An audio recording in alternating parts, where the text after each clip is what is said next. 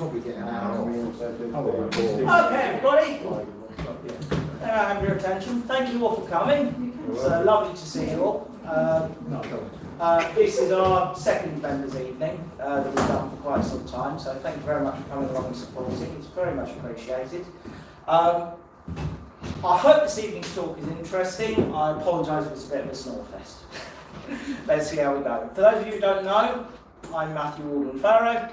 I'm a volunteer guard, signaller and director for the Nene Valley Railway, and in my day job I am a timetable planner for Network Rail. What does that entail? See the next maybe hour or so. So at work at Network Rail, when we do talks like this, it tends to be in the form of training, and some of the subject matter can be a bit dry. So we tend to break up the monotony by playing a few games. Now, one of the favourite games we like to play in presentations is pretty self-explanatory. It's called Guess the Station. We'll put a photo in the presentation of somewhere we've been and get people in the classroom to tell us where they think it is. So we'll do a few of those this evening as well. Oh, the car's turned up. Well, they'll have to catch up. Train's gone. Tut tut. Anyway, fairly self-explanatory. We'll start with the challenging one. Can anyone tell me where that is? Any guesses? King's Cross. King's Cross. It is, of course, Wansford. There we go. So we'll do a few of those throughout the presentation this evening.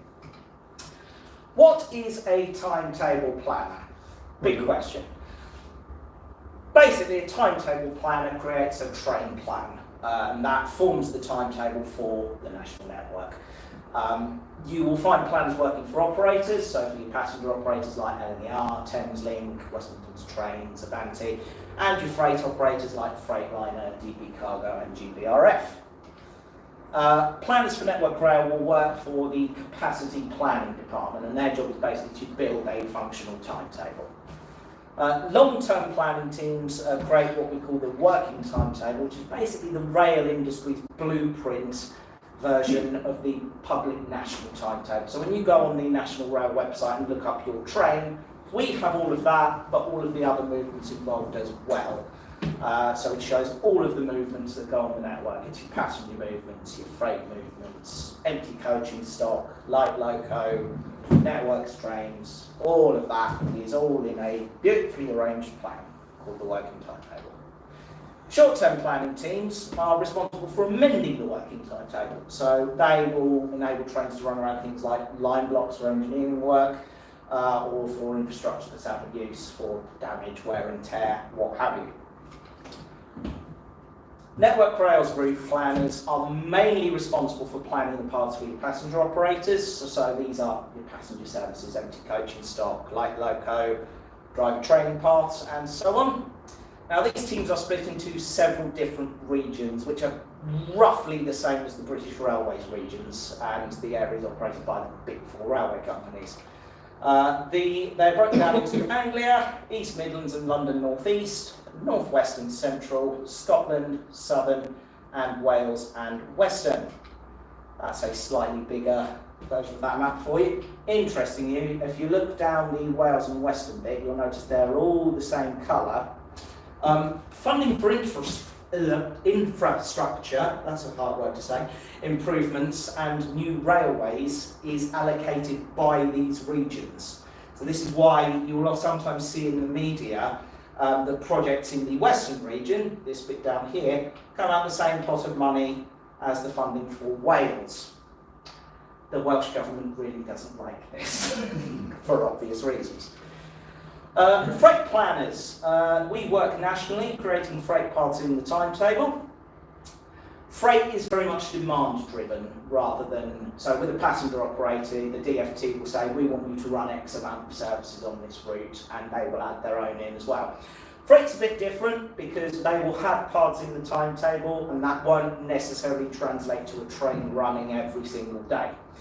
It's very much based on customer demand. So if a company has a ship coming into the port of Felixstowe, for example, and they need to move all their containers to East Midlands Gateway, for example, that train will probably run maybe once or twice a week, but they will have a path every weekday in the timetable for that, so they have flexibility.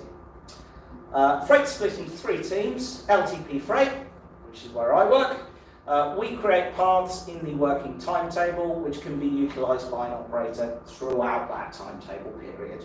Nice and straightforward. What's LTP? LTP, long-term planning. Right.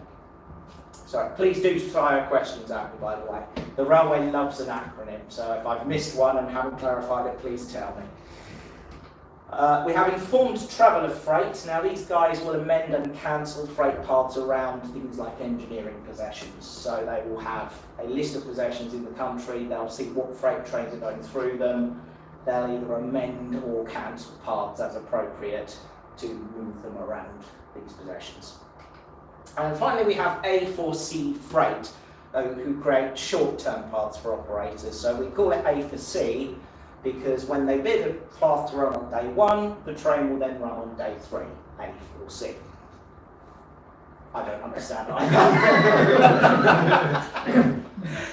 There's also specialised planning teams who work for Network Rail. These are teams such as networks and seasonal and test trains. So these are the areas that deal with infrastructure monitoring and engineering. And test trains will be seen flitting up and down the network doing various assessments on rail condition and what have you. We also have charters, hence the nice photo of Tornado there. Anyone know where this is? Peterborough. Peterborough? It is Peterborough, well done. They do get progressively harder. How do we plan a timetable? Timetable development is very complicated. We need to balance demand for example, trains serving smaller communities and non-stop fast trains, and the requirements of businesses that rely on freight. Lots of factors to think about. Some of these are speed limits, the different types of signalling infrastructure, what capacity is available on the route, i.e. how many trains you can physically fit into a bit of the railway at any given time. A lot of these considerations are around safety, but also around the ability to recover the timetable when things go wrong. So you can cram as many trains down a section of the railway as possible. That probably leaves you no recovery time. So when something goes wrong, the timetable's broken for the day. This is why we try and spread things out a bit, so you have a bit of leeway for your small delay times. Timetable plans also need to consider the requirement of maintaining and improving the network. So this is planned engineering work, as I've said before, inspections and planning paths for test trains that monitor the condition of the track and infrastructure. That's the Flying Banana. It's Network Rail's new measurement train. It's a very fun bit of kit. I've been for a ride out on this in the last year on the line out to Holyhead. It is marvellous. It's millions of pounds of equipment squeezed into these Mark III carriages that basically monitor the condition of the track as they run over it and can pinpoint to within about a foot where there's a problem in the rail. So that saves loads of man hours for engineers walking up and down a section of track tapping the rail. That can identify a defect and send an engineer to the precise GPS coordinates. It is very clever. We don't want to hear that. It'd be completely buggered. It'd be so full of information. Interesting fact, the hard drives for the data they record on a run out are couriered back and forth by motorcycle courier every night because there is such a volume of information you physically can't upload it. It's terabytes and terabytes of information for one run. So literally unplug a hard drive, stick it with a courier, and send it back to the head office. It's really incredible. Anyway. The process and the milestones for producing a timetable are set out in Part D of a document called the Network Code. This is the Network Code. It is a very long, very dry document. I'll give you an example. In making any decision in the course of implementing the procedures set out in conditions... Sorry, that happens a lot. It's a very long, very dry contract document. We won't dwell on it too much this evening. The network code is essentially a set of contractual rules which incorporates into the track access agreement we have between Network Rail and our train operators. It essentially covers the areas where every party has to work together and what standards and timescales that they're expected to work together at. Railway timetables change twice a year. This typically happens in December and May. You may have read in the media that there's a big timetable change affecting the East Coast Main Line in December of this year. That's what we've essentially been working on for about the last 9 months. So development of each timetable starts 40 weeks prior to the commencement of the timetable, so D40 to give it the technical term. During that period, the operators submit us a document called an access proposal. Very long, very wordy thing that basically contains all of the information about what changes they want to make to the base timetable, what new services they want to run, what they want to take out, whether they've got any rolling stock changes, and so on. It's everything they want to change in that timetable. We validate those access proposals from the operators and we will make changes to them to accommodate as much as possible.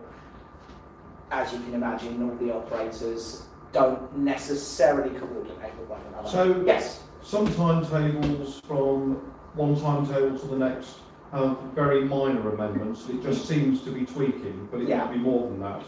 And other timetables like LNER, I think coming up this December, is a major rewrite. Yes. Do they all still operate under this 40 weeks thing? Yes, absolutely. There may be sort of ad hoc agreements where we will have our advanced timetabling team look at changes many years in advance. But generally speaking, from a day-to-day planning perspective, we work 40 weeks ahead. So, yeah, but you will. Without wishing to complicate the matter too much, our advanced timetabling team's been working on December 25 for a very long time because that is a, what's the best way of phrasing this? That's a direct instruction from the Department for Transport, sort of a layover of the last government, that they wanted an improvement in the services on the East Coast Main Line. So LNER being publicly owned, that's come down from the very top of the Department for Transport. So and will that result, obviously we know that LNER are changing significantly, will that also have knock-ons to see major changes for other operators as well, and indeed freight? Yes, absolutely. So a big thing we've been working on for the last few months is working out how freight capacity is going to change, because we've crammed a load of new trains in to the East Coast Main Line, which doesn't leave you a lot of wiggle room. Nice fast LNER services, really easy to plan, they whip straight through. Freight trains, slow, long, have to sit in goods loops, they need capacity. So a lot of it has been fiddling with the timetable and trying to fit enough freight capacity in, because of course we've been told you've got to cram in all these new passenger services, but you also need to increase freight capacity. You can't do both, unfortunately, so there has to be a little bit of give. What's the relationship between the revenue earned between freight and the passenger, what they have from passengers? There's not really much relationship between those things at all, other than the fact that they're both people who want to use Network Rail's infrastructure. So while passenger revenue is pretty much guaranteed, freight revenue operates very differently. As I said, it's demand driven. So you might have a train sitting in the timetable for months that does nothing, and then they'll run one in 6 months because there's just not the demand there for it. And would the freight paths, such as what you suggested there, is that a freight path which is designed into the timetable with a view to anybody using it, or is it a freight path that's designed into the timetable based on the fact that, for example, GVRF have regular flows from Felixstowe to Bradford Hall or something? So the parts we put in the timetable are operator specific. Where an operator doesn't use a path for a period of time, we can issue what's called a Part D notice. Again, we're going back to network code. But what that essentially means is we will write to the operator and say, hey, you've not used this path for X number of weeks, we're going to take it off you. Now the operator can either say, oh no, we desperately need that because we've got it for a future contract that's going to kick in 6 months, in which case, fine, they'll keep it. Most of the time they'll go, yeah, we're not using that, you can have it. And that path, where possible, will then be transferred into something we call strategic capacity, which is effectively an operator that's run by Network Rail. So it's space in the timetable that we can put short-term parts into. It gets very complicated with the old freight parts, but yeah, they are operator specific until they aren't. Would you propose, as an organisation, extra freight loops? We would love extra freight loops. The problem is money is the grease that runs everything. And unfortunately, we're told do more, increase your freight capacity. Can we have some money for some more goods loops? No. It's a constant source of frustration. Where was I? Access proposal, trying to make many sense as possible. Yeah, cool. We're flying through. These are our development milestones. I'll go through them briefly. So 9 to 12 months in advance of the timetable change is when we get the access proposals or bids. And then for the next 3 months, we churn through them, tweak it, say we can't accommodate stuff, check for conflicts, and basically ensure we're producing the safest, most efficient timetable possible. 6 months in advance, or at D26, we provide the rail industry with what's called the base timetable, and that effectively is saying this is what the new timetable is going to be, subject to any changes. The operators have 20 working days from this point to appeal anything they like, because we might have come back and said you can't have half of these trains. So they have 20 days to come back to us, well hang on, we need those 20 trains you've removed from the timetable. There'll be a bit of backing and forthing to try and accommodate any appeals as well. But having the base timetable allows your operators to start the process of producing unit diagrams, train crew diagrams, training any staff they need. LNER, for example, a load of new services going in for December 25. They'll be training a load of new staff right now to make sure they can actually run those trains. From 6 months in advance to the day of the timetable change, operators can now request changes to the base timetable, something that's called a train operator variation request. This is my team's bread and butter. So the operators will bid an ad hoc change, say we want this new train or we want to amend this path. We can either accept, reject, or modify these requests. And that's from D26 all the way through to the end of the timetable. 3 months in advance, the new timetable is finalised and the railway industry formally publishes the timetable to passengers. This is when you can start buying train tickets for the new timetable. And then day of the timetable change comes into operation. Where do we think this is? Stamford. It is Stamford. Well done. Operational rules. So when we create paths in the timetable, the operational rules are what we use to plan paths safely. It's a collective term for 2 different documents. One is the engineering access statement, which is the rules around engineering access to the network. So that's possessions and infrastructure work. And then second document is the timetable planning rules. These regulate the standard timings to which we can time trains, along with other things. All of our paths need to be compliant with the operational rules to ensure that everything runs safely and that the relevant routes have enough capacity to accommodate everything we're putting across. They're very complicated documents and they cover many different operational situations and factors. The training programme for a new timetable planner is about 18 weeks long and it covers all of the rules and the principles behind them. Do we get a bonus point, Waterloo, to them? Yes, that is Waterloo, well done. I'm assuming you don't all want to sit here for the next 18 weeks. I'll take that as a no, that's fine. So for this evening we'll take a simplified overview of some of the stuff we use to plan. Need the loo before then. Wouldn't blame you. The very basics that we plan trains to, alongside various other considerations, are sectional running times, headway, and junction margin. So we'll mainly focus on that this evening. Sectional running times, or SRTs, are the calculated running time between two locations. So these can be junctions, stations, goods loops. These are what we call tick locks, or timing point locations. Again, the railway loves an acronym. They're broken down into 4 categories: train start to train stopping, train start to passing, passing train, or pass to stop. These will vary depending on the timing mode of your train, i.e.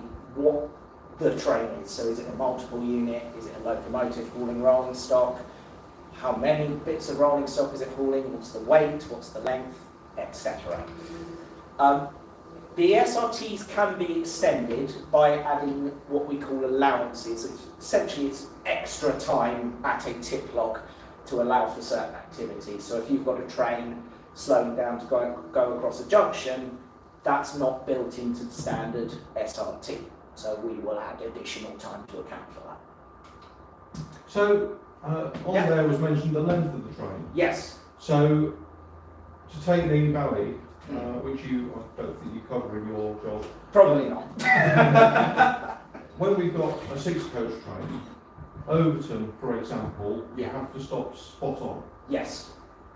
If you've only got a 5-coach train or less, then stopping is a little bit more flexible because you don't have to be quite as precise. Does that sort of come into consideration for what your job is? For example, if you're running a freight train or indeed a passenger train, which you know is the absolute full length of the loop or the platform or whatever it is, does that have a different timing from a train which is known to be much shorter, and therefore, for example, in a loop, the stopping point is not quite as precise?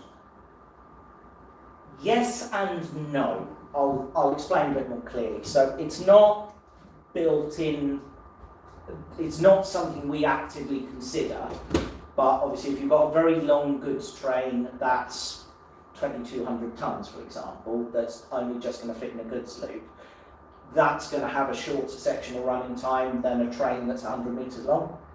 So it's mainly done by weight, but the kind of side effect of that is that would kind of lean into what you're asking there. Yeah. So it's not an active consideration, but we kind of allow for it with weight considerations. We do have things in the rules for adjustments for stations. So for example, if you go down to Euston and you've got multiple trains occupying a platform, there will be a rule within the station planning rules that will mean you have to put a bit more adjustment time in to allow for the fact you're going in on top of another train. Yeah. So there's lots of fiddly little considerations like that, but they're very much done on a point by point basis. So there'll be lots of individual rules that cover every single tip log. But yeah, a lot of what I'm talking about this evening is very much standard rules stuff. But yes, there are lots of nitty gritty points like that we do have to consider as well. Does that answer your question? Yeah, more. Good, excellent. Can I ask a question on section? Yeah. Well, I don't have a railway background, but sort of this is from the passenger's perspective. My view is that you are too generous on sectional running time, because if you go on a long distance train, it sits in the station for 3 or 4 minutes before it leaves. That is particularly noticeable now on LNER, and recently, well not recently, and on the Elizabeth line, if you go out to Heathrow, it's dreadful. Because you are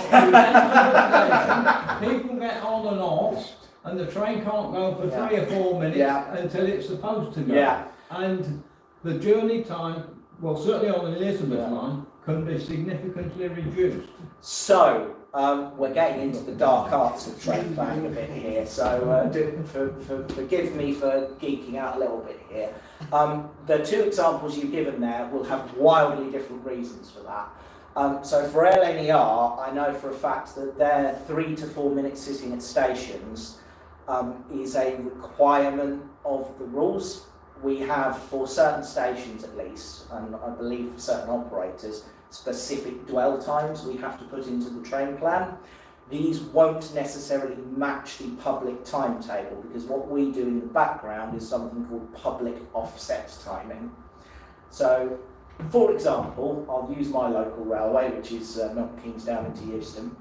The train running from Milton Keynes Central first thing in the morning down into Euston always arrives early, except it doesn't.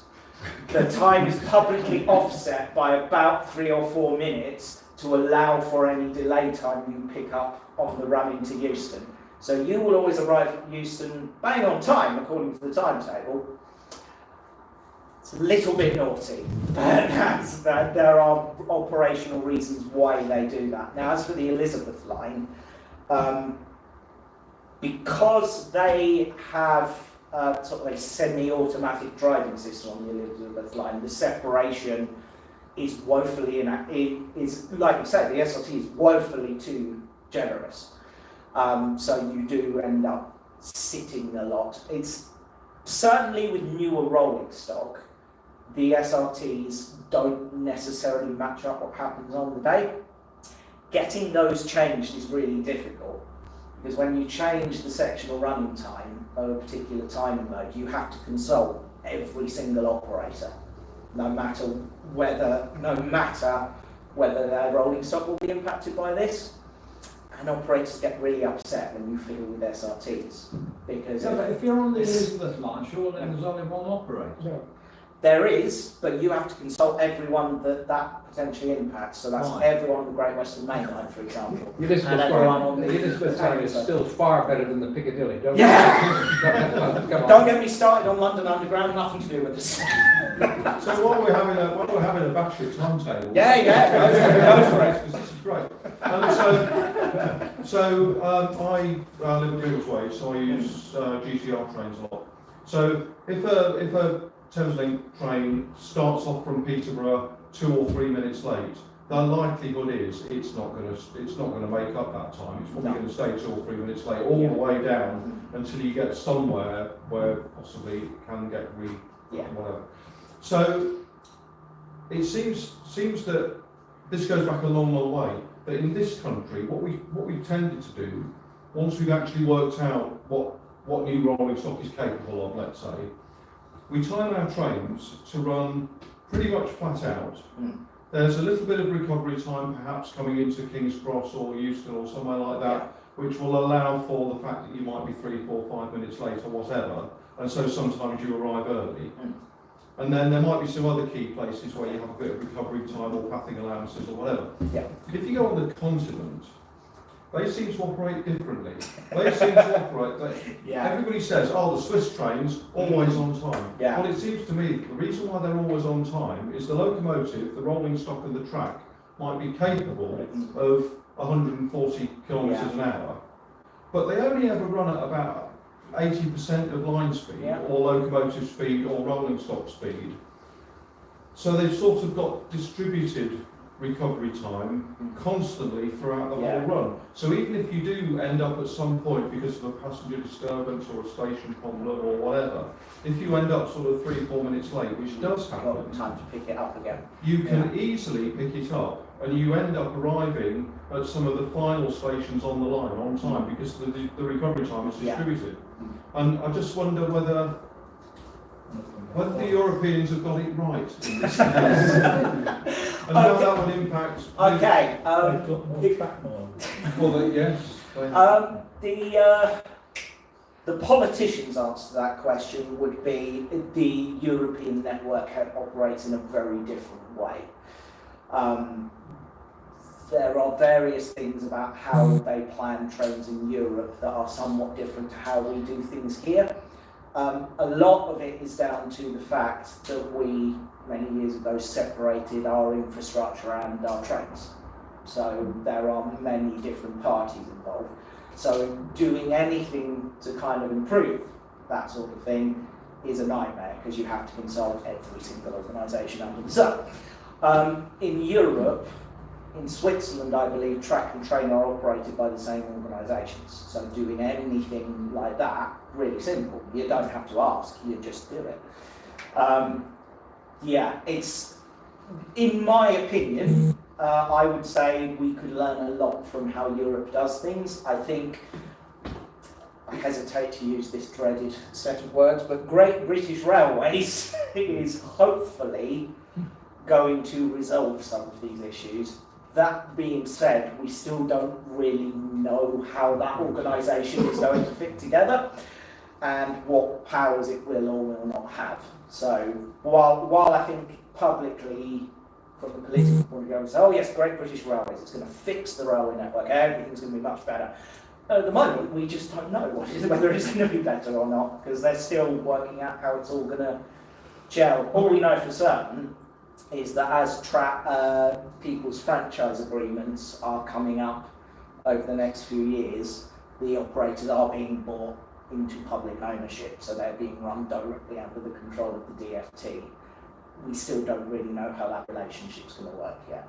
So my recollection, I have to say that my recollection before nationalisation was that the services recently that I've used have been far better in terms of timekeeping and so forth. I wonder, that's not necessarily going to answer the problem, is it? No, it's not. This is a problem. No, I think GBR gets waved around as this is going to solve all of our problems. But I think I think a lot of us within the industry do sort of look at that, not so sure it's going to fix everything. I think as an idea and as a way forward for the British railway network, it's a good thing. How much of a good thing remains to be seen. Yes. I think one of the other difficulties that we've got is that we've sort of shot ourselves in the foot by doing things in some ways the way that we do, because, again, to take my line, you can leave Biggleswade at 30 or 00 into London. Yep. And if you go to St Pancras, you get in at 13 or 43. If you decided to go down a European route of just giving a little bit more pathing allowance all the way down, rather than waiting until you get to Horsham or wherever it is, you're by default going to end up lengthening the time of the journey. And so people will say, well, we used to get in 43 minutes, and now it's taking 47 minutes. And they will focus on the fact that the journey time is longer, rather than that you've got a more reliable service which will allow a little bit of getting back lost time. A lot of the issues we have in this country in terms of timetabling stem from the fact that our network is just completely congested. We're doing certain things to improve it, like we're bringing in the European train control system on the East Coast Main Line, which means your separation between trains can be managed by the trains themselves and not static signal block sections. That will improve things. It's not the magic cure-all that I think certain people in the industry think it is. There are lots of little things you can do to improve it, but the key thing is really we just haven't got enough railways for the volume of traffic. Wouldn't it be really nice if we got a nice north to south high-speed train network that we could put all the fast passenger services on? Can't see that happening. Why has no one thought of it before? But yeah. I think it's called the Great Central. That was it. To contact the loading gate. Yeah, that's the one. Oh dear. Any more questions before we move on? No? Great. Let's talk about headway. Headway is your minimum required gap between two trains passing a certain location. So these are different for each part of the railway, and these tend to depend on the type of signalling on the route. Now these break down very simply, and this is a very oversimplified overview of it, into two categories. We have track circuit block. Now this is a method of signalling detection, or a number of methods of signal detection rather, but under the umbrella of track circuit block, essentially rely on continuous train detection through a block section. So this will be through track circuits or axle counters. There's often a level of automation with systems like this, and signallers will only manually intervene when necessary. The signallers will normally work in a rail operating centre or ROC, which usually isn't next to the railway. It's because there's no need for it to be there. They have lovely big monitors that show exactly where the train is at any given time. There's no need for it to be next to the railway line. The slight downside of this is you don't necessarily have the local knowledge. Key example of this, our first movement out onto the main line on the Fletton branch, after things moved from the Peterborough panel up to York, the duty signaller rang at York panel and said, I'm Alden-Farrow, I'm not ready to give you a train off of our line onto your network. And the first question that we got was, where's Alden-Farrow? Pros and cons. Anyway, headway values are normally calculated in this system based on the minimum time required for the next train passing a tip log to receive a clear or a green signal. So normally that would be massive colour light things like this. The other system is absolute block. Now this system is what we use here. It allows one train to be in a block section at a time. So these are normally controlled by line-side signal boxes, and they might still use the old semaphore signals as well, rather than colour light. Not always the case, and again, not always the case there'll be a man in the signal box either. But generally, if you've got an absolute block section, it's a person in the signal box. The headway value is usually the time at which the first train clears the section plus 2 minutes, which is to allow for your signaller to set the route, reset your signals, and so on. And again, in certain bits of the world where they're still using block bells, they need time to exchange the bell codes and things. So that's why there's the extra 2 minutes. Let's talk about junction margin. So junction margin is your minimum interval between two trains performing a conflicting move at a timing point. So on this diagram here, if you've got a train crossing from this line over to here, and then you have a train coming down here, you would apply a junction margin separation value. So this will be calculated based on how long it takes for your first train to finish its move, all the points and signals to be reset, and then for the second train to receive a clear or green aspect on approach to the tip log. There's normally a standard junction margin value across each route that applies to all conflicting moves, with some specific values for particular locations. Junction margin is complicated. Something like this is relatively straightforward. If you go to Clapham Junction, that's less straightforward. So there are standard values that will apply across a route, and then specific values for different locations, just to tie in the complexity of certain areas. Wales and Western, because the Great Western Railway had to do everything differently, use a standard junction margin matrix, which planners use to calculate the required value between two trains. So you get your first train, what speed it's travelling at, how long it is, and then that gives you the value you need before your next train can pass that point. It's brilliant. Sorry to keep interrupting. No, please. For the margin, does that assume that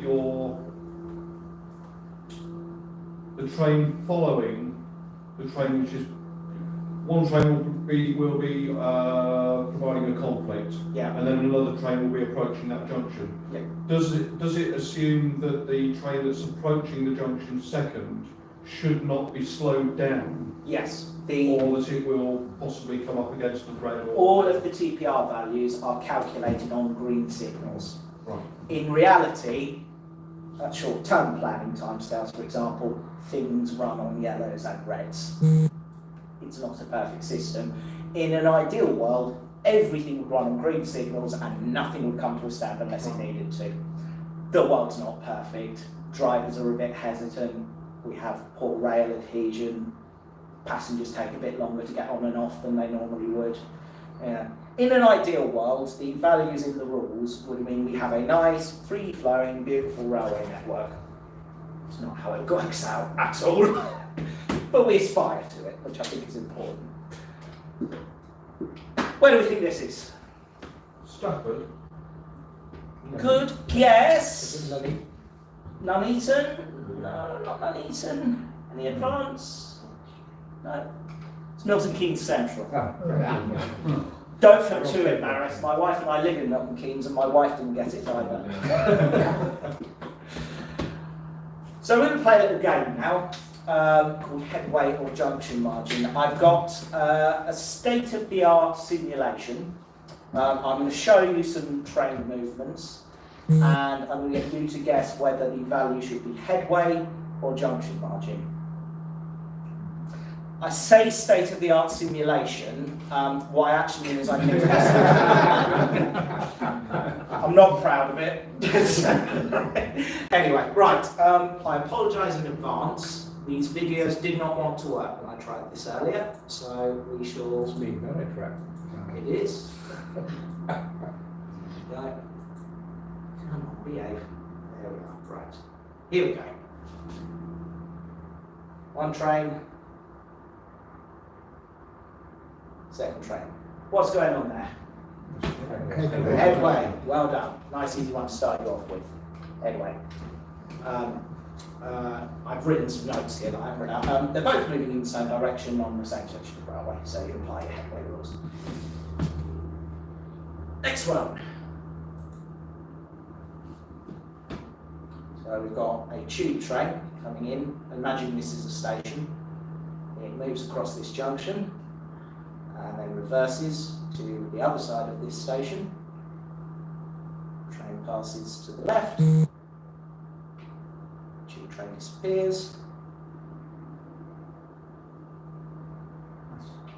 Train passes behind. What's going on there? Headway. It is headway. So, although the tube train goes across a junction and changes direction, both of the conflicting trains end up travelling in the same direction at the point of conflict. So, it is a headway rule. Very good. Right, next one.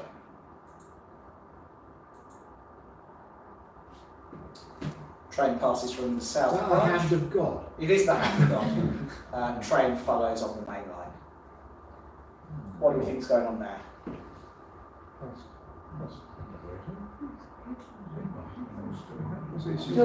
Still headway? Yep, that's right, it is still headway.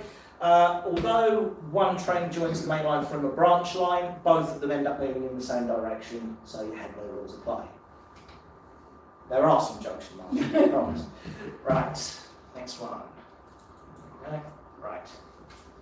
We've got train passing on the main line.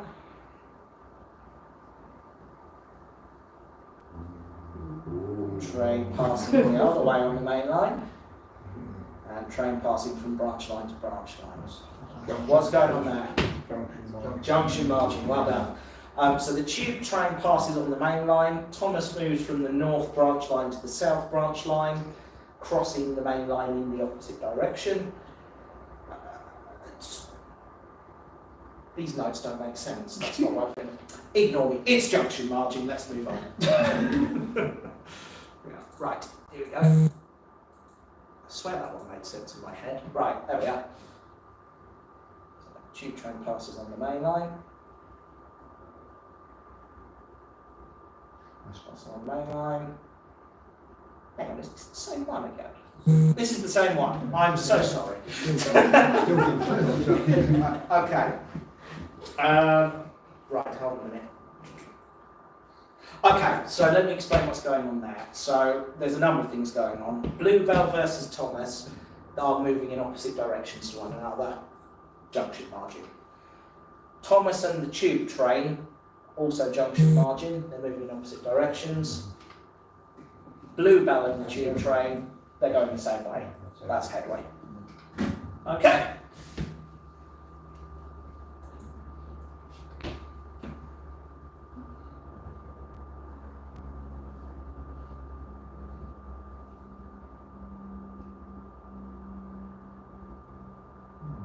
What's going on there? Junction. Junction? Any advance on junction? I don't think so. No? You think it's headway? Well, it's because they're both, well, they're a big Yeah. one. I Um, don't think it applies, does it? No, it is junction margin, kind of. Oh, right. It's a single line section, so it's absolute block. Although the trains are moving in opposite directions, the single line reoccupation rule applies, which is absolute block plus 2. regardless of the direction of the trains involved. So this rule would be found under the headway section of the TPRs, but it is technically junction margin separation. It's complex, so I won't get you to guess this one particularly, but I'll just explain what's going on here. This is the same thing, except we're going to add another train into the mix. So effectively, Thomas and Bluebell there, junction margin separation. And now we get the tube train arrive on the single line. That is headway between the tube train and Bluebell, and then Thomas's junction margin with the tube train as well. Again, it's all covered under absolute block. The rule's under headway, but there's multiple things going on there. Not always obvious or straightforward which rule needs to be applied. This is why it takes 18 weeks to learn this stuff. The correct rules and values vary wildly and will depend on the layout of the infrastructure, what type of moves are happening, what type of trains are involved. So a freight train and a passenger train might have a different value. For example, freight trains long and slow, passenger trains fast and nippy. So that last example, could that happen at Alden-Farrow? In theory, yes. So if you had staff and ticket working in place, you could effectively do that. Yes. If the first train going towards Peterborough broke down and you wanted Yeah. to send a rescue, but there was one train. You'd be moving into degraded working with the pilotman at that point. But yes, technically that is entirely possible. Yeah. Yes, and entirely possible without doing much shepherding around of staffs and things, although train crew will always control the train staff in that situation. So, yeah, relatively straightforward though. This is why TPRs have separate rules for certain locations, because a standard value can't cover everything. You know. So the Pancras and King's Cross here, the junction margin rules for that aren't going to be as straightforward as a single cross from slow to fast up at Hertford, for example. A standard value is not always going to be the safest or most efficient method of maintaining separation. Timetable planning is complicated. Where do we think this is? Whittlesea. It is. Well done. I think we'll have a break now. What time is it? Shall we say we'll resume about 25 past? Okay. Cool. All right then. Okay, everybody, are we all back? Yes, we are. Well, welcome back. I've not included this photo for any other reason than I thought it looked like a Thomas story, and that made me very happy. Yeah, that was a good day. Anyway, He looks really useful there, doesn't he? he does, doesn't he? Which is unfortunate given it's Britannia pushing. That looks to me very suspicious. Yeah, a little bit. Anyway, welcome back. We're going to talk a little bit about planning software now. So we've talked a lot about the theory. We're going to talk now about how we actually do it. So, Network Rail produces timetables using a piece of software called Train Planning System, or TPS. If any of you know Michael, our chairman, he's got an interesting story about TPS because he used to work at high level IT for Network Rail. He's got an interesting story about TPS which I won't share. It's quite funny. Anyway, operators also use TPS, but there's other products out there like a Tune or Voyager Plan, but they essentially do the same thing and they're mostly incompatible with one another. Terms and conditions apply. Prior to these systems being available, train planning was done by hand in pencil on graph paper. This is my favourite fact ever. Network Rail still did that until 2014, which is crazy. Absolutely crazy. My favourite fact. Anyway, although planning is now undertaken digitally, timetable planning was done. Sorry, I lost my place here. Timetable plans are still displayed in line graph form in the software. What does that look like? Kind of like this. So this is a graph showing the weekday high season service between Chester and Ruthing, due to September 1959. can see some of you have glazed over. I'm sorry. Yeah, no. That looks scary the first time you see it. As a new planner, you open TPS, you look at the graphs and you go, oh my God, what have I got myself in for? Don't worry, I'll take it away. Take it away. Whose fault is it we plan things like this?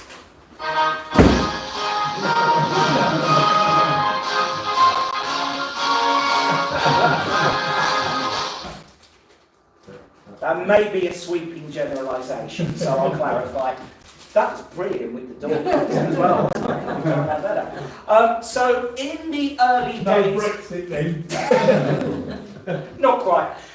In the early days of the railways, they didn't really think about structured timetabling or safety. It wasn't really a thing. They were worked like horse and carriage stagecoaches. So separation was managed by time interval. So essentially, train leaves station, wait 8 minutes, station master lets another train out, wait 8 minutes, another train out, and so on. This is fatally flawed for reasons that I think should be obvious.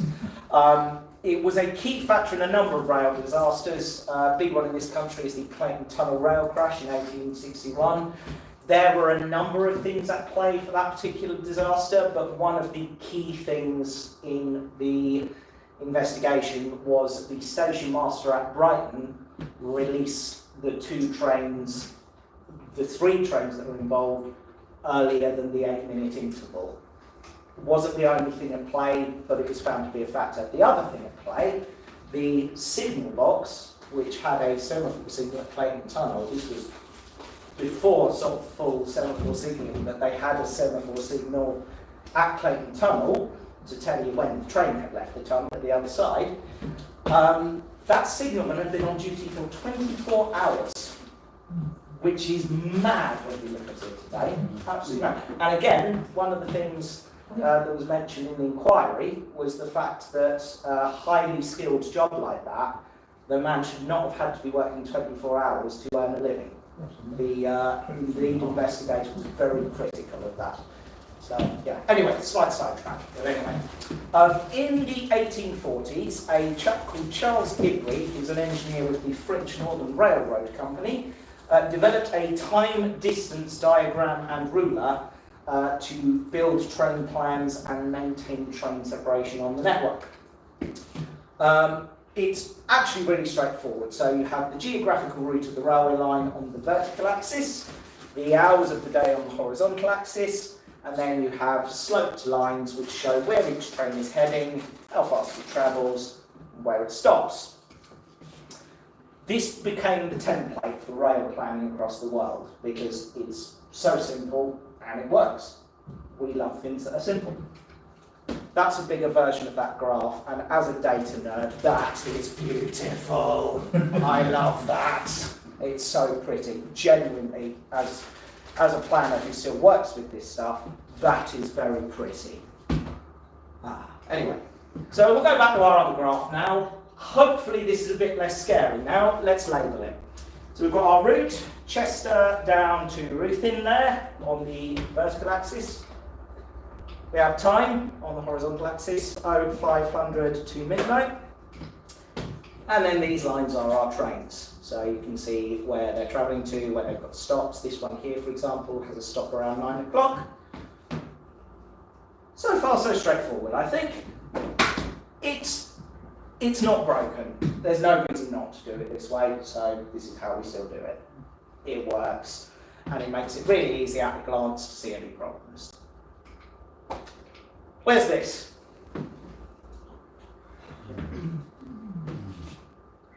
Oh, I've stumped you, that's good. Grantham? Grantham? Not Grantham, no. Overheads. Where? It's got overhead. It's got overheads, yeah. Newark? Newark? Not Newark, no. It's Ealing. Yeah, it's. I showed this to someone at work and they didn't get it either, and they work on the Anglia region, so they really should have done. Anyway, so we're going to do a little practical exercise now. The best way to explain how we build a timetable is to show you an example. So to do that, we're going to need a railway. I assume you don't need me to read this bit out. Okay, good. In order to start planning a timetable, that's a good photo of Thomas, isn't it? We're going to need some timetable planning rules. Presenting the Mean Valley Railway Theoretical Timetable Planning Rules. Yes, I have written these. I am a massive nerd. I'm sorry. Just to the old disclaimer at the bottom there, please do not use these for any planning activities around here. I have mostly made it up. So, we'll talk through our sectional running times. Now, I've extrapolated these from our public timetables, so these are about as accurate as our public timetables. But Yarwood to Wansford is about 4 minutes, Wansford to Overton 15. For non-stop trains, we've subtracted 5. Again, this is based off our timetables. Overton to Alden-Farrow is about 4 minutes, and Alden-Farrow to Peterborough is 5. And then for Alden-Farrow to Fletton Junction, that allows 20. Again, not accurate. We all know it doesn't take 20 minutes. Headways, relatively straightforward. It's all absolute block +2. Slight difference here. I have included the Fletton Junction to Peterborough bit on here. The headway through that section of the East Coast Main Line is 3 minutes. Not something we necessarily need for planning on our infrastructure, but I thought it was handy to put in there, so I did. Few notes here as well. So we can't have trains enter the Wansford limit of shunt while a train's in the Wansford Yarwell section. We can use staff and ticket working to do 2 successive trains, Wansford to Alden-Farrow in the same direction when Alden-Farrow is open. Trains performing run-around moves at Alden-Farrow must have the Alden-Farrow to Peterborough Valley section staff. And trains entering the Fletton branch must be in possession of the Alden-Farrow to Fletton Junction section staff and cannot enter the branch in the down direction until accepted by the Network Rail York signaller. I've taken a bit of liberty with that last one. We could technically send it up to the gate. From a planning rules perspective, I thought it made more sense to just say don't do it at all. So hence the little creative license there. Junction margins and station planning rules. Now there's a few things here that I haven't really touched on yet, so I'll just explain them briefly. So station planning rules for Yarwell, I've allowed 15 minutes for a locomotive run round and a minimum turnaround of 7 minutes for a DMU or top and tail service. This is fairly accurate to what you will find in station planning rules on the national network. There will be different allowances and values for things doing different things. There may even be different values for different companies because they will have different agreements with their unions. So one company might need a dwell of 3 minutes, another company might need 10. It will depend on a number of things. Timetable planning is complicated. Wansford, again 15 minutes for a run round, passenger or freight. Minimum turnaround, 7 minutes for a DMU or top and tail. Minimum dwell time, 1 minute. You mentioned earlier about dwell times at stations. There will be minimum dwell times built into some stations. So I've allowed 1 minute everywhere, because that's about what our timetable allows. Somewhere like Newcastle, you might have a minimum dwell time of 3 or 4 minutes, because it's such a big, busy station. And it might be that that is a crew change location, so they'll need the extra time to swap their drivers and guards over, for example. Junction margins. I've kept this fairly simple. I've basically done the values based on how far the signal has got to walk. So pass from Yarwell to Wansford, pass from Wansford to Yarwell, 5 minute margin. Pass from Alden-Farrow to Wansford, pass from Wansford to Alden-Farrow, 3 minute margin. Signal hasn't got as far to walk. Overton. Relatively straightforward. We can't run round at Overton yet. But we can turn a DMU or a top and tail round, so I've allowed 7 minutes for that. Alden-Farrow, much the same as Wansford.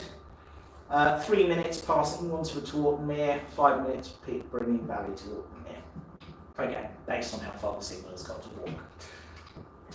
And finally, Peterborough Valley, I've allowed a 25-minute run around for loco hauled services, just to allow time for steam locos to use the water tower. And 7 minutes for DMU and top and tail. Again, this is all based on the values in our timetables, so it may not be strictly accurate. Fletton Junction, I've included some rules here that there is no value for Fletton Junction on the LME timetable planning rules. So I've done this based on the headway for a train passing from MVR and then a train passing from the south onto the slow line, 3 minutes, because that's what the headway is. And then the other way, I've added 2 minutes to allow time for train to clear onto the MVR and then a train to clear from the fast to the slow. 5 minutes felt about right. Again, some license taken here.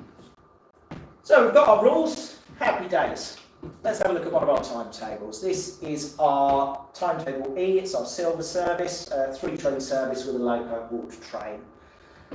So we've got 3 in and out, 2 Wansford to Peterborough and back again. Nice and straightforward. That's what it looks like on a graph. I've included at each end the movements from the yard to the platform, because believe it or not, trains don't normally sleep in stations. Normally. There's always an exception.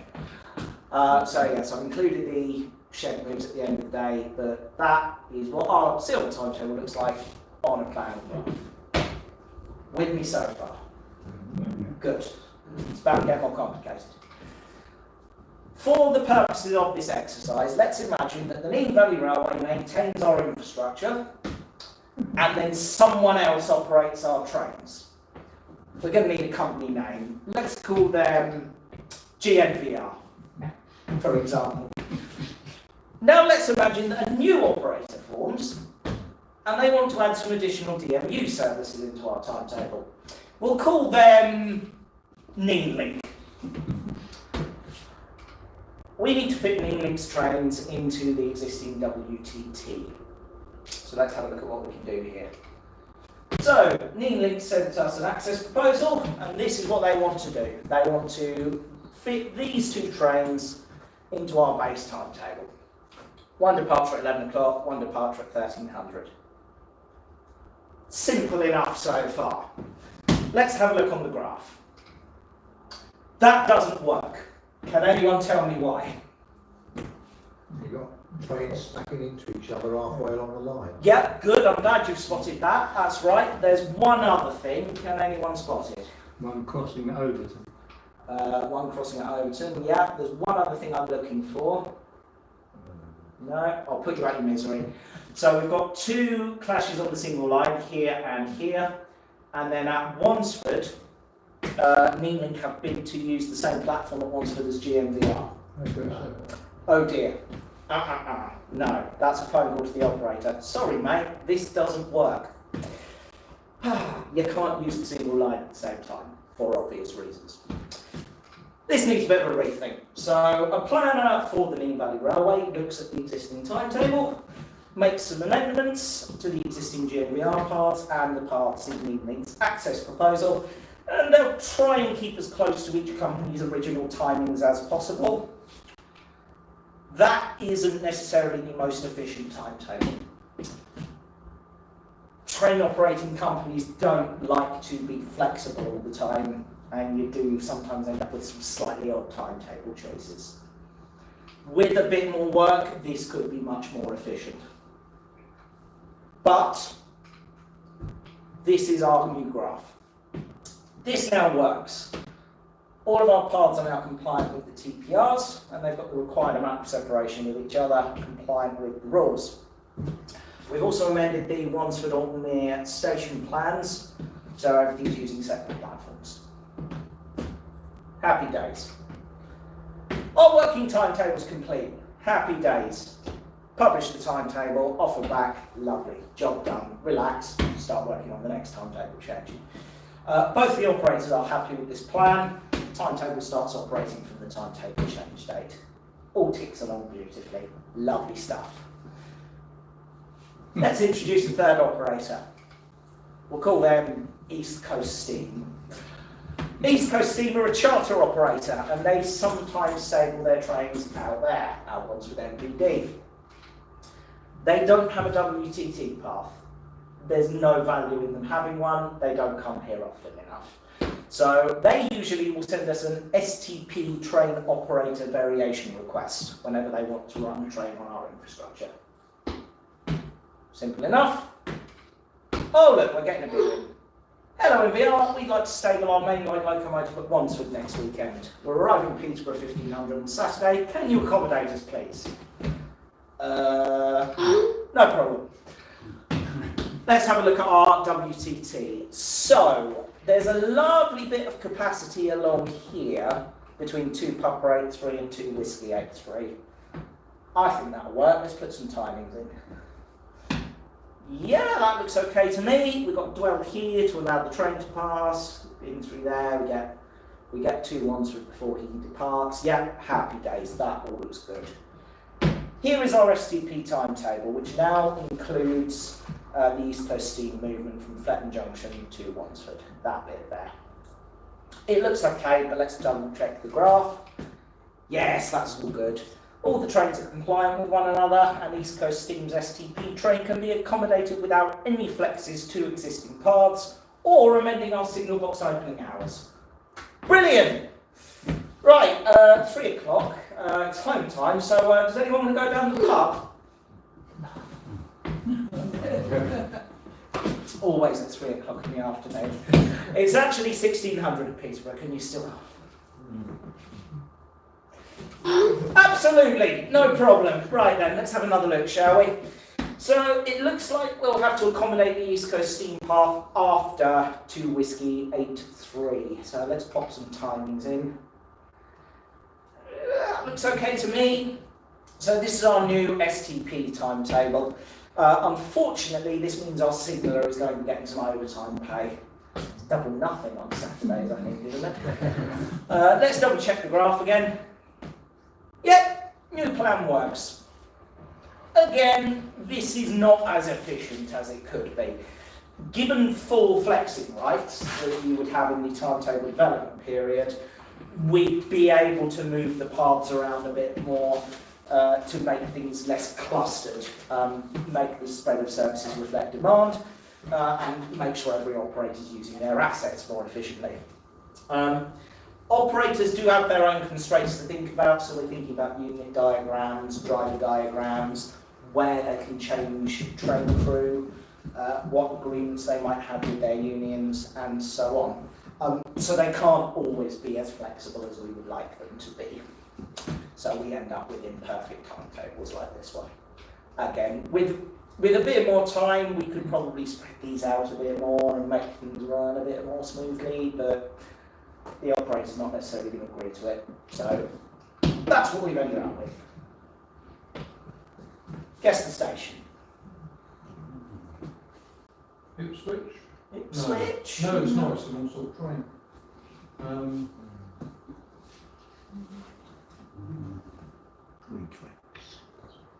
No, it's Northampton.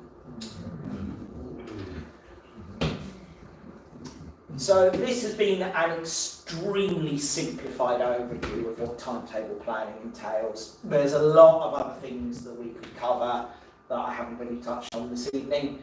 Again, the training programme is 18 weeks long for a reason. But this is a very simplified view of what my day job entails and how the national network runs. If you want any more information on basically everything we've covered, everything I've referenced tonight can be found on the Network Rail website. You can get all of the timetable planning rules on there, the engineering access statement, and the network code if you really do need some treatment for insomnia. I do recommend checking it out if this has been in any way interesting, because if you look at the various bits of the routes that may be causing you bother, you might find the reason why your train sits there for 4 minutes. I can't promise that, but you might. Any questions? I've stunned you all into silence. Brilliant. Well, you already answered my question about if Bolton Wanderers got to the FA Cup final. Yes, so So you wanted to put a special train on? So, yeah, this is, I'll share that with the rest of the room. So, this is why we don't just cram train after train into the working timetable. Because you do have big events like sporting events, concerts, the Olympics is a good example. Anything like that going on. COP 22, was it the one held in Glasgow? We needed to put extra trains in for that. Those ad hoc events that you need extra trains for, that you're not necessarily going to need the rest of the timetable. This is why we leave gaps.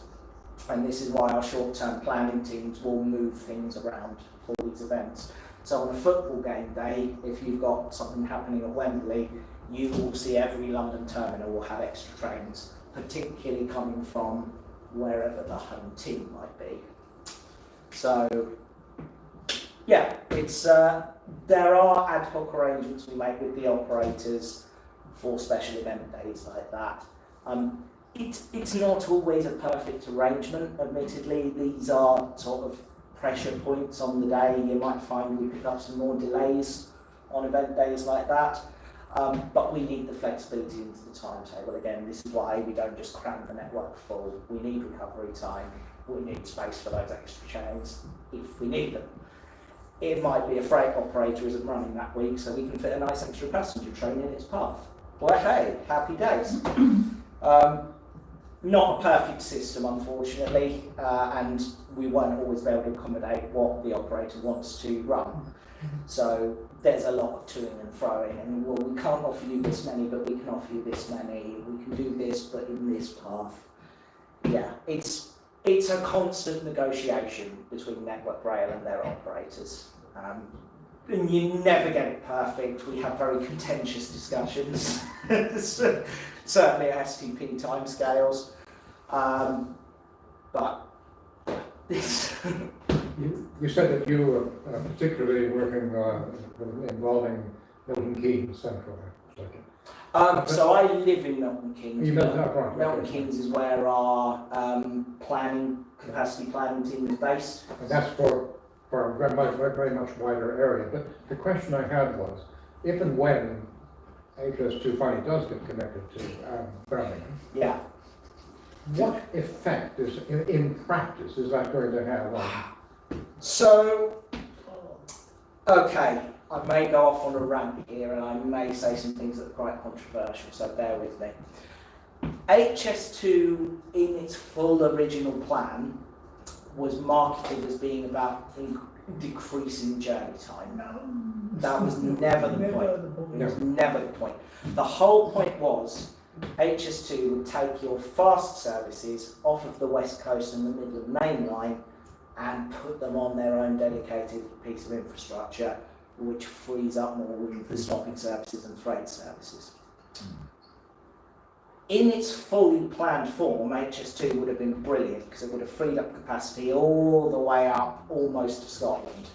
That would have given us so much more flexibility for stopping passenger and freight paths. In its stripped back form, eventually plugging in at Birmingham and then knocking back onto the West Coast Main Line a bit north of Birmingham, all it's actually going to do is snarl up Birmingham and the West Coast Main Line, because then you've got to put your fast freight services back on, and the proposal for where they're going to plug it back into the West Coast Main Line is in a really annoying place. So it's not going to increase capacity on that bit, it's actually going to decrease it. So I mean, in other words, is it the case, therefore, that however expensive it may have been, it's a very short-term view to not spend the extra money and to carry out the original intention? Absolutely. And again, this might be quite a controversial viewpoint, but the whole point of HS2 was all of the phases working seamlessly together. We can't increase capacity on the national network without building new railways. There's a lot of arguments within the industry and within the general public about, well, can we reopen old railway lines? Could we reopen the Great Central, for example? There's merits to it as an idea, as a dedicated freight corridor. That would be beautiful, the Great Central Main Line. Unfortunately, someone's put a shopping centre in the way at Nottingham. Yeah, And there's a rather popular heritage railway in the way, which we probably wouldn't be very popular as a nation if we shut that to put in a nice dedicated framework. The tourism implications alone would be dreadful. HS2 is not a popular project, but in its full form, the capacity benefits alone would have made it worth the money long term. In its stripped down form, I'm not convinced there's any benefit to doing it. You may as well scrap the whole thing, in my view. But that's probably quite a controversial viewpoint. So, I think a very nice new station of Birmingham, so big deal. I mean, effectively what we're building is a nice new station at Birmingham that might take you to just outside London.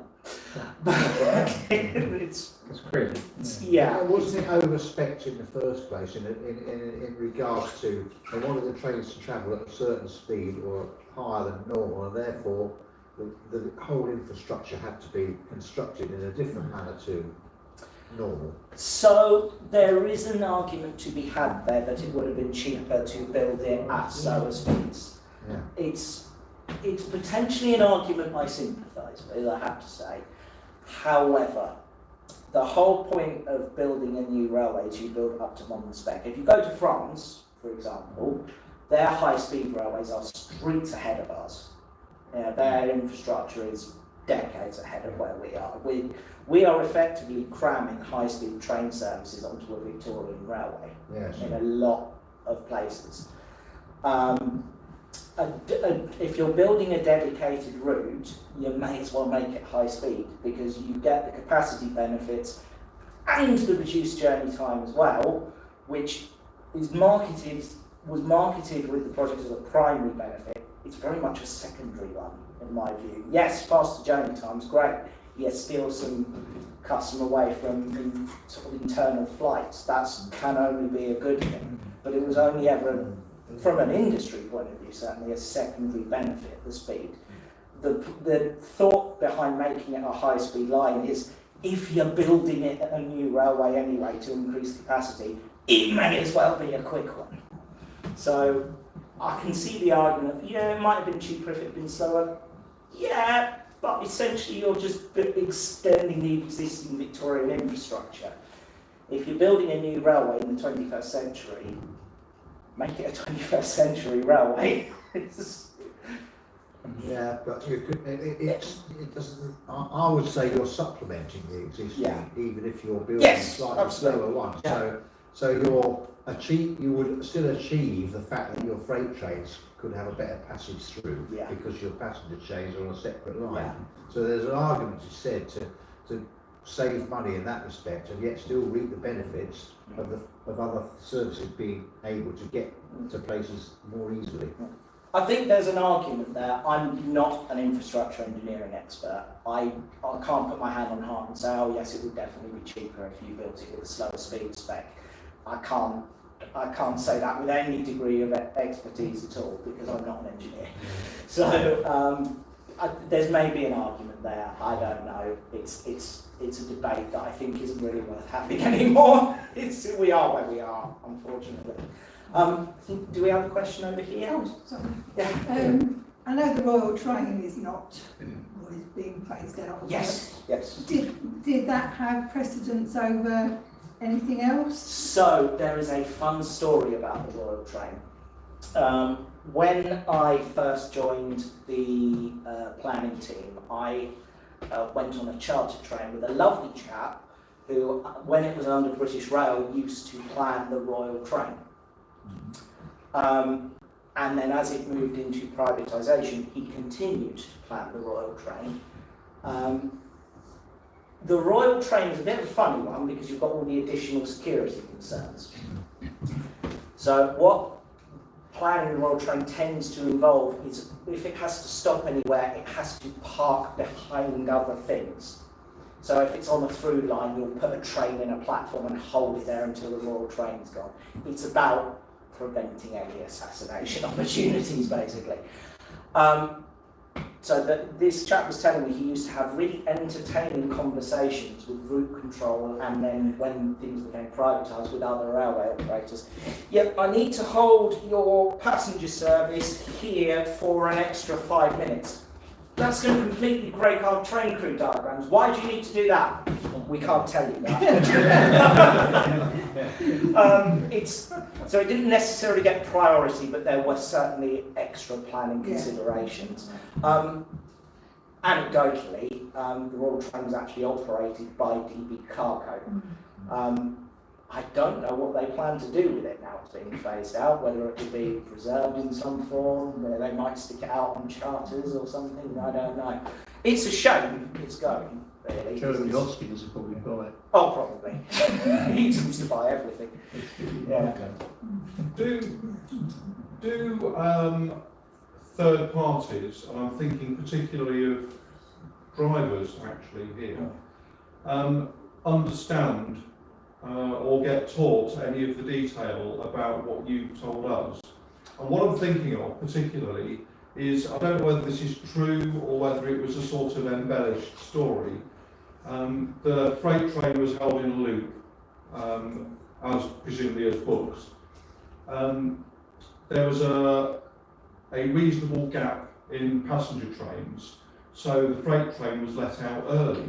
And the driver realised, well, I'm due out at 11:56. They've let me out at 11:35, so actually I can amble along the line until the next 4 hours route. So the driver drove in a way which actually caused delays behind him, whereas what he should have done, I've been let out 25 minutes early, but I've still got to maintain line speed and get to my next point in time that whatever's behind can get through. So do particularly drivers understand some of the considerations here, and if paths get changed or moved or delayed or whatever, do they understand all of the complexities of this? And I'm thinking particularly of junctions and looping and all that sort of stuff.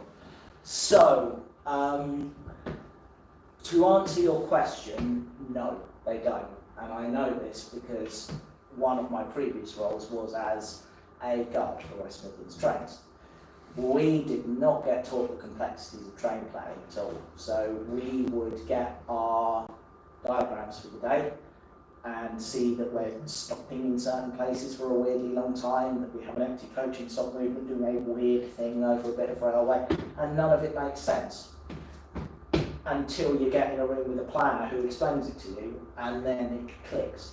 I wish train crew had to do some timing with their planning departments, because it would make things a lot simpler and it would help aid with understanding. And I think the same for signallers, actually, because I think a lot of the time signallers do not understand the constraints that timetables are planned to. One of my sort of secondary jobs as a planner is to investigate delays. So where a delay attributor has looked at a delay on the network and decided, oh yeah, the train plan's rubbish, send that to planning, someone like me will pick up the delay, look at it and decide whether we've planned it poorly or if there is another problem that's happened on the day or whatever it may be. The number of delays I pick up on a day where it's not that we've planned it badly, but that operating staff have not understood what the intention behind something is insane. And it would be so simple if, as part of their training, either in the signal box or on the trains, if they did a day with their various planning departments and just had an understanding of, if we park you out away for a bit, this is why we're doing it, and sort of an understanding of what's going on around the network. Because I think from an operator's point of view, this is one of the downsides of privatisation for me. By separating the track and the train, it's a magic political phrase that, oh my god. Anyway, by separating the railway from the trains, there's no holistic overview anymore. So operators only see their little bit. So, they'll only see what their trains are doing. I think that would have always been the case, though, even on the British Rail. I think there would have been a little. There would have been. It would still be. Yeah. It would have been different companies, but it would have been different departments who didn't necessarily talk to each other. I think that's absolutely the case. I think any big organisation like that, we're going to have those problems. I think privatisation has made it worse because a train company only thinks about their trains or their sister or brother company's trains. They're not going to think, train driver or a guard working for West Midlands or Thameslink or LMER isn't really going to be thinking about DB Cargo's 500-metre long container train that's trying to sneak in behind them. They're just thinking about their train diagrams and getting their passengers to where they want to go. In many ways, that sort of non-holistic point of view is why we have little pinch points on the network that don't quite work as they're supposed to, because everyone is just ploughing the trains through without much consideration to what everyone else is doing. It's a constant source of frustration. Anyway, yes? Surely, the truth about HS2 is that... I've opened a can of worms here. Well, the truth is, we need a new bit of railway. Yes. How are we going to get this to the politicians? Right. Number one is make it a high-speed line, because that is a real good vanity project, which the politicians will support, especially if it gets them a bit home a bit quicker. Number two, we've got to get through the Treasury. So we've got to make it as cheap as possible to get it through, knowing damn well we can't build it at that cost, but if we tell them what the real cost is, they'll never let it through the Treasury. So what we do is we give them a ridiculously low amount, Treasury passed it, and then, oh, we need a bit more money, we need a bit more money, we need a bit more money. And you try and hope that it's gone so far that by the time they think, that's it, we're not doing it anymore, we're not giving it any more money, it's then more expensive to cancel it than it is to continue it. Yeah. Whereas what we should do is, as we've said all along, you've got a perfectly good railway called the Great Central. Yeah, okay, there's a shopping centre in the way, but it's a bulldoze that. It's cheaper than building a bloody back tunnel, for God's sakes. Yeah, the back tunnel gets pulled up a lot. Yeah. I must confess, I was stupid because I thought, how are we going to get the bats to fly through the tunnel? Yeah. Slight loss of concentration there. Yeah. I like that. Yeah, again, there's an argument there, certainly. I think I've talked HS2 with various levels of people from, railway enthusiasts up to people who know fully about strategic timetable planning and infrastructure improvements. And the general gist, the kind of unifying opinion that I get from all levels is that governments don't like looking beyond the end of their term of government. Yeah, absolutely. Because the likelihood is, if they agree to something in their term of government, they're not going to be the ones who have to pay for it. It's going to be the next lot, and then probably the lot after that. So anything like HS2, which is a multi-decade project that's going to keep increasing in cost, is always going to be a non-starter to a point, because a government will greenlight it knowing full well they won't have to see it to completion. So the next lot come in, start looking at the finances and go, oh, you know what, lads, this is a bit more expensive than we thought. Can we scale that back a bit? I'll just cancel it. It's frustrating. It's exactly the conversation I had with Pete Wharton at the RCTS annual conference, where I said the railways and the health service are exactly the same. Yes. Whatever you do is never going to be within a timescale that fits with the government. Right. So whatever you do, it's the next government that's going to get the credit. Yeah. So why should we bother? It's that, we'll greenlight 100 new hospitals, it's not going to be us to pay for it. Yeah. Well, the reality is, thank God for the Victorians. Yes, very much so. Very much a case of, all railways are a new thing. Yeah, bang, bang, bang, bang, bang. Greenlight everything. Very little in the Victorian era didn't get a parliamentary stamp. There were one or two, maybe a few more projects that weren't given the green light. Oh, we still use the assurance. Yeah. I mean, National Government doesn't get. anyway. The other thing is the Great Central was always built as a 4-track main line. Yep. So absolutely. you could quite easily have accommodated all the other things. Oh, gotcha. You could have accommodated the Great Central Railway and all the rest of it. Yeah. And not had a problem. Yeah. You might have had to rebuild a few bridges. To be honest, I I'm not sure you would ever get the appetite to reopen the Great Central Main Line in its entirety. It will never happen. There's too many sort of political gears grinding there that would make it very, very difficult to greenlight at all. In my view, closing it at all was short-sighted. Yeah, I mean, I may go off on a rant here. The Beeching report and what Ernst Marples did to the railway network in this country was frankly criminal. Yeah, sure. The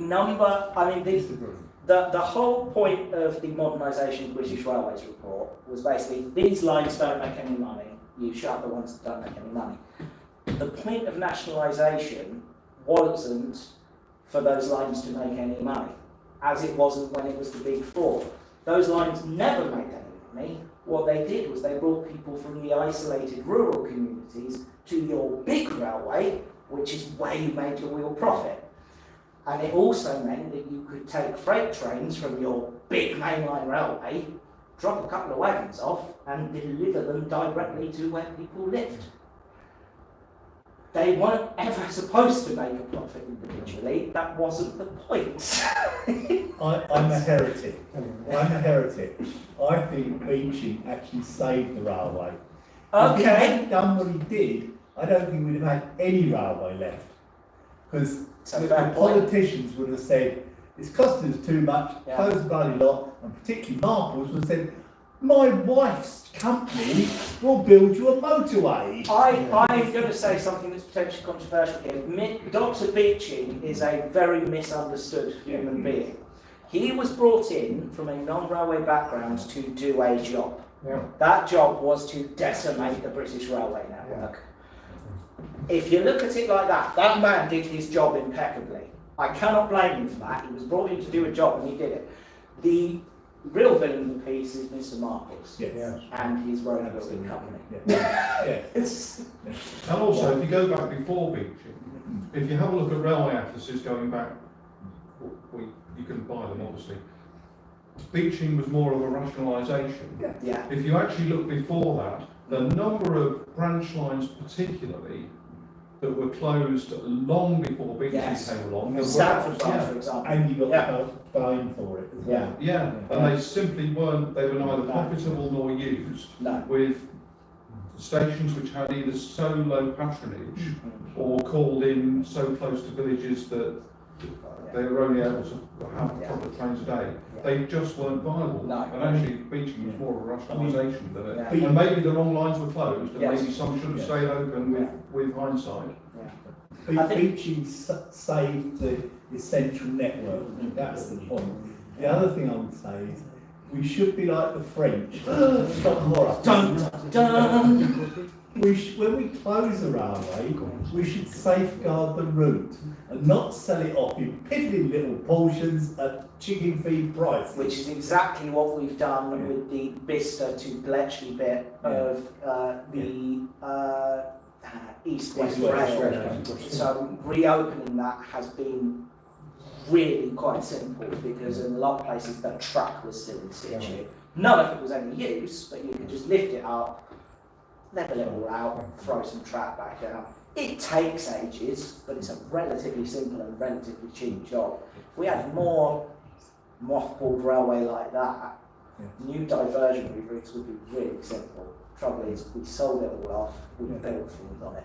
Well, the same thing applies to East-West Rail going east of Bedford, where the route was available up until the late 60s. And a lot of that's been built on, particularly around where we are. Well, someone's put a guided busway in the way. Didn't go into Cambridge. It's a joke. Oh dear. Anyway, yes, this is at risk of becoming a rant. So I appreciate that this is a controversial subject, and you'll get 9 different opinions in a room of 8 people. So, good debate. Though. I like Thank you very much. Just a quickie, how frustrating is the Welling viaduct when you do your planning? We need a tunnel. Yeah, probably. It's not. I mean, from a planning perspective, it's not too bad. Everything's built all into the sectional running times and the rules anyway. It is a bit of a bottleneck, admittedly, but it's not something we, certainly in the freight side of things, it's not something we encounter too often. So yeah, there's lots of little pinch points around the network that are endless source of frustration. The big one for me is it Whittaker Junction to the west of Leeds, where the trains come up from Endonshed Junction and go across the station throat into Leeds. There is a beautiful flyover that is still in situ that could take passenger trains over the crossing line and would free up a load of capacity. It would be a relatively simple job to reopen it. Will it happen? Nah. That one's a constant source of frustration. Any more for any more? Yeah, what made you get into this work? I was not very happy in my role with West Midlands Trains and wanted to try something else. And a data assistant job came up at Network Rail, which I did for about 6 months, and then got offered a planner role. So I kind of fell into it by accident. It was never the plan. I mean, at university I did television production. I mean, you can see how well that turned out. So, yeah, no, it's a really interesting job, and I'm glad I've ended up where I am, because it's brilliant. I really enjoy it, it's something I'm really passionate about, but I fell into it completely by accident. So, yeah, I'd say if you've got any family members who are interested in this sort of thing, get them on the Network Rail website and get them to have a look at positions, or get them in with operating companies. GBRF's planning team operate in Peterborough, so if you've got any young people who are looking for work, they will probably have planner roles at some point in the future, so yeah, get in touch with them. GBRF are a good company to work for as well. I mean, we find them very frustrating, but they are a very good company. So, any more for any more? Do you have to go and lie down in a darkened room when the phone goes? It's UK rail tours here.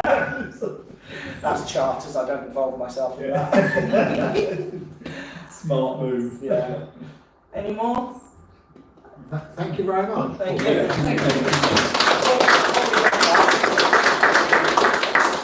Thank you. You may want to hold the applause, you may want to rescind it in a minute. Just a final thought for you. I often get asked what my favourite piece of infrastructure is on the national network, and it is this place just to the east of Slough, called Dolphin Junction on the Great Western Main Line. People tell me it's absolutely vital, but they can't explain exactly what its purpose is.